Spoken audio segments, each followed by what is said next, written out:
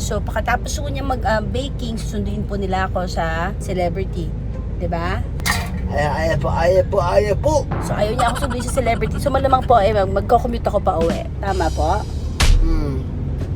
Ang sweet ng anak ko, no? Ang sweet-sweet niya. Talagang iniisip niya yung kapakanan ko, yung hindi ako mapapagod, hindi ako no? Naiisip mo yan, no? Tama?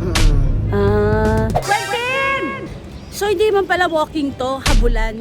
Hindi man ako na-inform ni Quentin. Wala akong ginawa kundi habulin siya. Tapos pag malapit na, pag alam na nandun ako sa likod niya, tatakbo siya. Hey, you wait for me! Ayan si ate, hulihin ka niyan. Quentin!